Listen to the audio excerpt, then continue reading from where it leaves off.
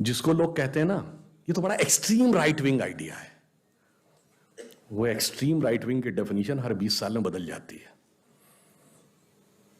और वो right wing अब सेंट्रिस्ट आइडिया हो जाता है। उसकी शुरुआत यहीं से हुई थी।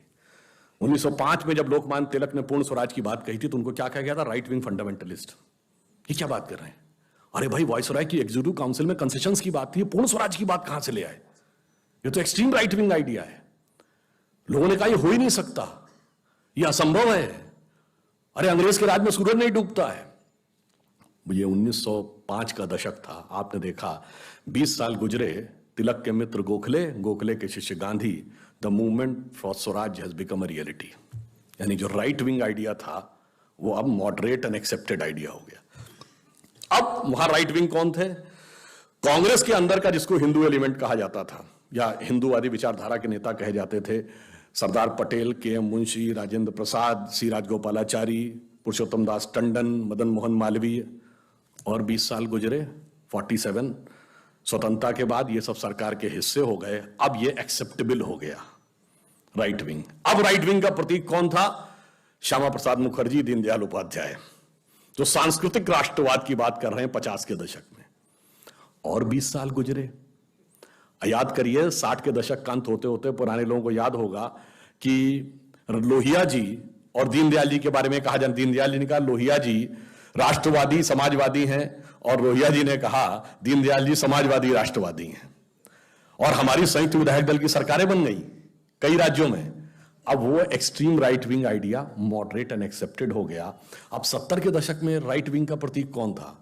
अटल बिहारी वाजपेयी, हिंदू तन मन हिंदू जीवन, रग रग हिंदू मेरा परिचय।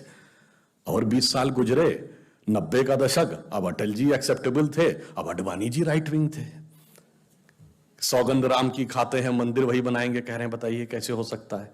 और 20 साल गुजरे, 2010 का दशक, अब अडवाणी जी स्वीकार थे, मोदी जी राइट विंग है। मगर आप 125 साल में देखिए वो उत्तरोत्तर the direction of Indian politics is going in right direction. इसलिए आप यह विश्वास रखिए कि नियति ने तय कर रखा है कि अगले 20 साल बाद क्या होने जा रहा है। इसमें कोई संशय मत रखिएगा।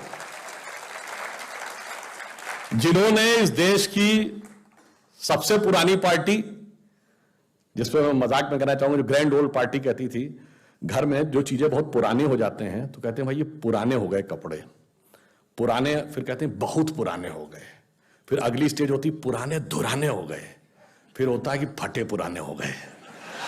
तो वो उत्तरोत्तर उस स्थिति में जा रहे हैं। और left is left from all over the world accept north Korea and Cuba. China तो नाम का लेफ्टिस्ट है, वो तो कैपिटलिस्ट से भी ज्यादा बड़ा कैपिटलिस्ट है। तो इन 2 जगहों के अलावा अभी वो और 2 जगहों पे बचे हुए हैं, एक है केरल और एक है Indian intellectual establishment and media. क्योंकि लास्ट में जिसे कहते हैं रस्सी जल गई पर बल नहीं गया, आज एक भी सांसद नहीं है, पर एस्टेब्लिशमेंट पे आज ऐसा कब्जा है कि जो कश्मीर फाइल्स में वो डायलॉग था ना, उसको गंभीरता समझने की बात है। सरकार भले ही उनकी हो, सिस्टम हमारा है।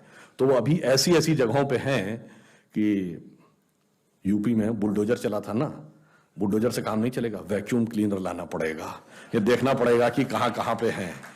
तो वो सारी चीजें अपनी जगह समाप्त हो रही हैं। अभी बंगाल में कहा गया भाजपा हार गई। अरे क्या बात आप कर रहे हैं? Just 10 years back in 2011, other than China, the biggest population under left rule was West Bengal. वहां से लेफ्ट साफ, नहीं लाल भी साफ, हरा भी साफ। अब बंगाल में इस बात तो हो रहा है कि हम गहरे भगवे नहीं, हम हल्के भगवे हैं, चंडी पाठ करके दिखा रही ममता। उसके बाद आप कह रहे हैं भाजपा हार गई।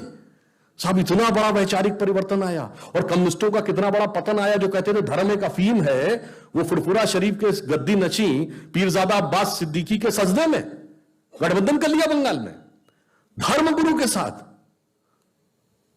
जो कहते थे धर्म एक अफीम है, जो वंशवाद के खिलाफ थे। केरल के मुख्यमंत्री ने अपने दामाद को टिकट देके मंत्री बना लिया, मोहम्मद रियाज को, पिनारी विजयन ने।